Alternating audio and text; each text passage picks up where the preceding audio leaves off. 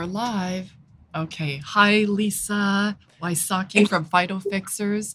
I'm here. I'm Tama Lundquist with Houston PetSet for our podcast with my co-host, Tena Lundquist Faust, co-president also of Houston PetSet. Hi, Lisa. Hello, Tama and Tina. It's so good to see you. So great to see you. So great to see you. So you're Lisa Wysocki. You're our angel from the Northeast who sent mobile units to Houston, mobile units that do free spays and neuters in Houston, which is very necessary. So we're so happy to connect with you, I guess almost 2 years ago, and start the discussion about what mobile units in Houston would look like and how necessary it was. So let's back up and just talk about how Fido Fixers started and who thought of this and just the whole inception of it. Fido Fixers started as a result of having been involved with animal rescue and transporting dogs from the South to the Northeast. And I was working with some other organizations in the Westchester, Fairfield County areas. That's in Southern New York and Western Connecticut, Southwest Connecticut. I've been working with them for years, and we were bringing in hundreds of dogs and having these huge adopt-a-thons and finding them all homes. But after years of doing this, it became increasingly frustrating that we were never getting to the bottom of the problem, that it seemed like there was an endless supply, that we had heard horror stories of all the animals that were left behind that we couldn't bring up. We couldn't just do this fast enough to save so many of them that were perishing in shelters across mostly in the southeast of the U.S. So my friends and I decided that we were going to focus on spaying and neutering rather than the transport rescue part of it, and that we could have a much greater impact by getting to the root cause of so many of the euthanasias that were occurring in the South, which is, sadly, most of them are puppies and kittens. So the best way to do that, instead of bringing the dogs up, we were not transporting cats. So we were bringing dogs up and spaying them and neutering them, and then they were adopting out. But why don't we just go to the area where the problem exists and do it there, and therefore get ahead of the situation so that it wouldn't be such a desperate situation of us trying to get these animals out before they were euthanized in these high kill shelters. So that's where the idea came from. And also I was advised by Bob Barker's girlfriend, Wow. Parker from the Price is Right. Also, the OG of spay and neuter. Yes. His girlfriend, Nancy Burnett, was so helpful to me. I actually called him after reading a book of his and for advice. And she told me, this is what you should do. Don't do any more transporting or rescues. Do spaying and neuters. You'll save so many more animals. And that's where you can really make a huge difference and reduce the amount of deaths. So that's what we did. We started fundraising for our first vehicle in 2012. And that hit the road in early 2013. And Brilliant. Our first stop was in Alabama. That didn't work out. So we went to Georgia and worked with a group that was very successful. So since then, we have added to our fleet. We now have 7 with partners, all over the Southeast, and now Texas, which is the Southwest. Yeah. And we're so happy that you did. It's a brilliant model. And what we love is you're doing one thing, but you're doing one thing really well, and you're making an impact on those numbers of animals that are that are on the streets or in the homes that are unwanted. So whether it be owned animals or street animals, they must be spayed and neutered. And of course, before we Right. transport, they must be spayed and neutered too, which is not our focus. But what we like about bringing the mobile units into certain areas is we know that about 50% of the animals coming into the shelter system are owned animals. So people aren't spaying and neutering. Their dog has puppies or kitten has puppies. Yeah, that'd be something, wouldn't it? The kitten has kitties. And so there are a lot of animals taking up the shelter space that the street dogs would otherwise have. And so by focusing on these areas where the majority of the animals are coming into the shelters from, we can reduce that number into the shelters and then leave room for more street dogs and just, as you said, hit the problem from the other side. It's not all about, we can't adopt our way out of this. We can't transport our way out of this. We have to spay and neuter. We have to educate too and change some behaviors and cultural norms and things like that. But certainly by offering the free spays and neuters, you are reducing the number of animals that you hate to say are unwanted, but in a way they are, because No, they are unwanted. we have enough animals. We have 1 million animals that get euthanized every year, yet we breed about 1 million animals every year. So it's good. This model is good. It works, and we're so excited that you're in Houston. Well, and what's good about it is it's mobile. So you're going into the neighborhoods where there Exactly. are veterinary deserts, where you make it accessible. And by accessible, we mean affordable, because most of the time what we're doing is free spays and neuters. Accessible meaning it is within range. A lot of people don't have cars. You cannot take a dog or a cat on public transportation. So if you don't have a vehicle, how do you get to a vet that's 30 miles away? And we have a lot of veterinary deserts in Houston. So the mobile aspect of it is really, really key. So Yeah, that's right. And that's why, we go to the areas that are in the most need, and we partner with groups, like we partner with PetSet. And, we have, right now, I have partners in Tennessee and South Carolina and North Carolina. I have one in Corpus Christi. And we also have one doing a special project on Long Island. And we find groups that know the community and can run this for us, because I'm not a veterinarian, and neither is my partner. We're not even vet techs. I'm a retired business person. And so, I need my partners to do this, to actually execute the program. So we, one of the things we did right when we started Fido Fixers is that we didn't buy our mobile clinic for one specific group. And that's originally how it was supposed to be set up. We were approached by a group in the tri-state area and asked us to buy it. And we thought about it, and we made the right decision that we wanted to retain ownership, because this is a very hard program and things happen.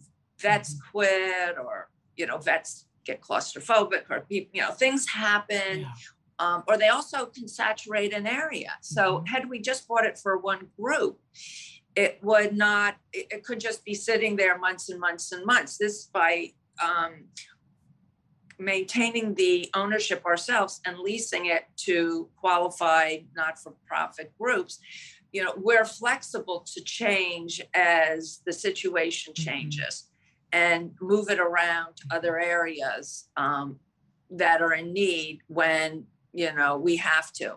And we've been in that situation many times, where we start with one group and they use it for a year or two, and then, whatever, it's very exhausting, or, as I said, the vet quits or something happens. Right. And this way we're able to keep moving it and to keep our very expensive assets productive. It keeps you agile, and it's one thing. It's because of that we were able to get a mobile unit. I think the mobile units that we have, did they both come from South Texas, or did one come from the southeast? I can't remember, but they've been moved around so many times. I think one of the ones was from Mississippi, and one of the ones originally, I think, was from Florida. I think you got it from the west coast of Florida. We're sending a new one back to Florida, to Jacksonville. They're ready soon. to go. Our next unit that's on order is already, it's already, has a new partner designated, and it'll be going there. But yeah, so we're constantly moving around. I can't even remember now, where all my Fidos have been. What's The provenance.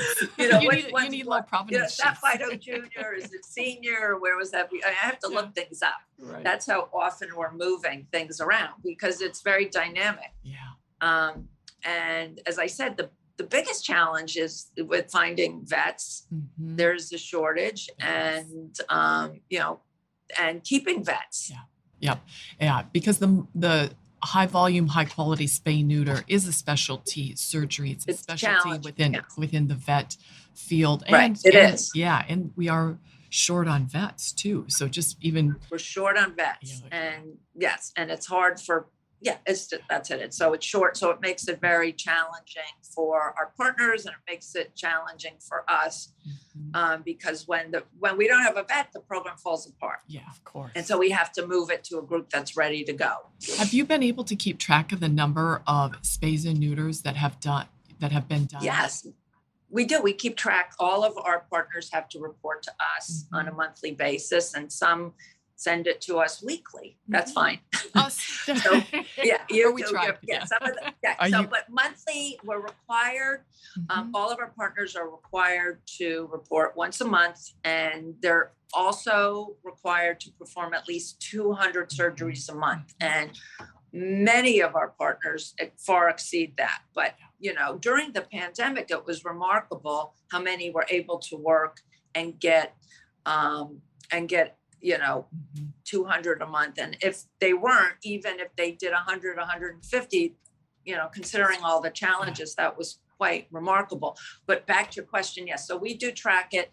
And to date, we've done over 90,000 surgeries on dogs and cats. Yes, because I should say that we also encourage our partners to spay and neuter cats as well as dogs. If you know anything about how dogs and cats breed exponentially and it grows, that 90,000 you can claim millions of unwanted animals not on our streets, not in our shelters, not being euthanized because of your service. So bless you.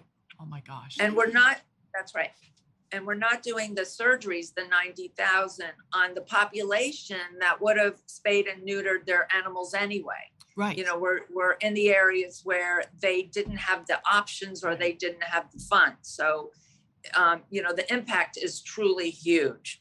And that's why we, are focused into areas that are economically disadvantaged with not a lot of access. And, we will not go, I'm from Greenwich, Connecticut. We're based out of Greenwich, Connecticut, but we're not in Greenwich, Connecticut, because people will spay and neuter their cats and dogs here anyway, regardless what the cost is.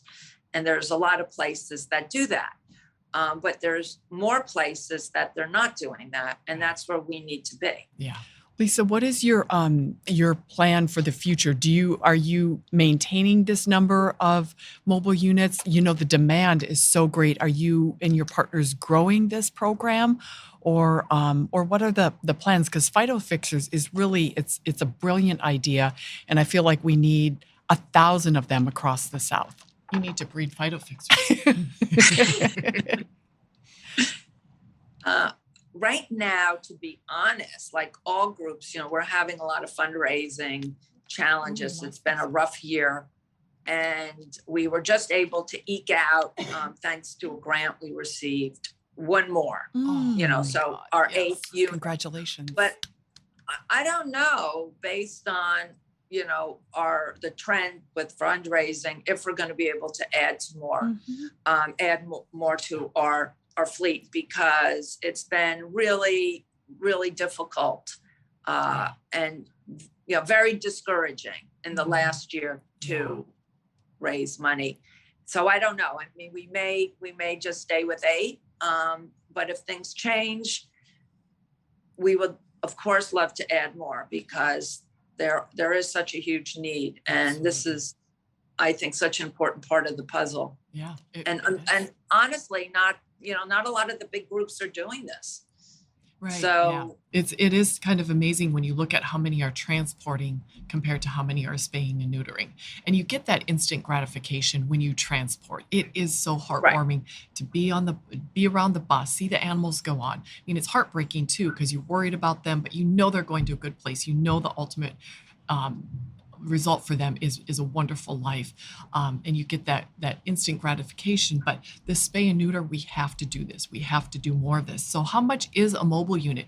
If we have somebody out there who is interested in funding one of these, what would a mobile unit cost to get it up and running, and then how much is it to operate per year? Well, the price of the mobile unit has gone up dramatically because of supply and demand. During the pandemic, a lot of healthcare organizations for humans as well as for animals decided to go mobile because it made a lot of sense Interesting. during the pandemic to go to places. And as you can even see with the vaccine rollout, how it shifted from initially, big arenas to more community outreach and going to people's homes and bringing the services to the people in need or animals in need. So because of that, the price has gone up from, we started, it was 135 for our first unit, and now for our 8th, it's 180,000, and that's since 2012. So that's a huge increase. It is a huge increase. And not only is the price significantly higher, but the wait time. It used to be 2 or 3 months, and for Fido the 8th, it's going to take at least a year, maybe a year and a half for production. Wow. Yeah. So, but worth the wait, right? Worth the wait, yeah. and gives us a chance to raise some more money for it. But because not only do we have to pay for the vehicle, but we pay the vehicle insurance, which is very expensive, and we pay property tax. And even though we're not for profit, I still have to pay property tax on that, go figure. And we pay, all the motor vehicle expenses. Sure. And we used to pay repairs, but we're not paying repairs anymore because, as I said, our fundraising has really, really been reduced because of the pandemic and all the other competing charities out there. Well, we're so grateful for Fido Fixers, for you, for Suzanne, your business partner, and this brilliant idea, and you sharing it and being so generous with your time and your resources with Houston and Houston PetSet. We love this, and we're so excited to kick off our, I guess we can announce it now, we will be kicking off the Fido Fixers mobile unit again in the middle of August. Houston PetSet will. So we're really excited. We've got our places mapped out, and there's such a need. With Bark, with our city shelter taking in 6,000 fewer animals last year, there are more animals on the street than ever. There are more animals in people's homes than ever. So this is very, very, very necessary. And it's been a blessing getting to know you too. We've aligned in so many ways, not only in our mission, but our philosophy and our business sense. And you guys just run a really tight ship, and we're so appreciative every time we do something with you. We love the way you do it. So bless you and thank you, Lisa. And I think Lisa's Thank you so much. Fido Fixers is responsible for what, 4,000 surgeries here? Is that what you've done in Houston thus far? 4,000? Oh, yes. Yeah. So, well over. Yeah. Well over. All in one neighborhood. Yeah. So again, to that exponential growth. Thank you, Lisa. Yeah, in Sunnyside where it's so needed. So as Tama said, thank you. We're so grateful to you. And you've been such excellent partners. I mean, I'd love to give you more. So we'll be asking. No, we'll grow together, Lisa. We're just going to grow together. We know that because we know the need is here, and we have wonderful Houstonians and supporters who realize the need for spay and neuter, and they've been talking about it for years, and now you're the solution. So we have those supporters who want this. We just haven't been able to come up with a plan on how we're going to do this. But now we have you, we have them. So together we're going to grow and make this impact in Houston that's so needed. Yeah. Well, you're going to make a bigger difference. You've already made a big difference. And I know this is going to be a success, and I can't thank both of you enough, because when you look good, we look good. And we depend, Suzanne and I depend on our partners, because as I said, we're not in the field. We're not the vets. We're not out there. You know, I'm in my home in Greenwich, Connecticut, running all of this. And it's the people in the field who are doing the heavy lifting. Yeah.